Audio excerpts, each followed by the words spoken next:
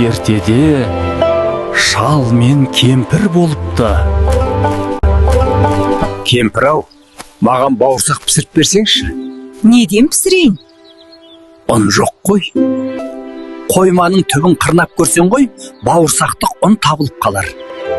Кемпір қойманың түбін қырнап, екі уыс ұн табады да, қаймақ қосып, қамыр еп, бауырсақты майға пісіреді.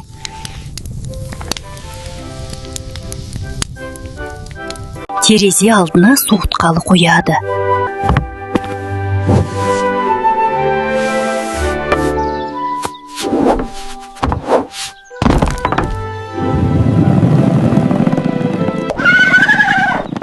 Бауырсақ жолда зымырап бара жатса, қарсы алдынан қоян шыға келеді.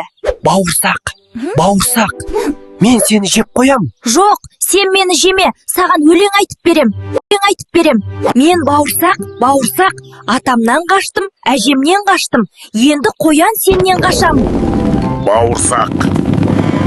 Бауырсақ, мен сені жеп қоям. Сен мені жеме, мен саған өлең айтып берем. Мен атамнан қаштым, әжемнен де қаштым, қасқыр сенен де құтылам. Әй, бауырсақ, мен сені жеп қоям. Сен мені жеме, мен саған өлең айтып берейін. Мен атамнан қаштым, мен әжемнен қаштым, аю сенен де қашам. Амансың ба, бауырсақ? Көргендерге ұнайт, жүзің қызыл шырайлы.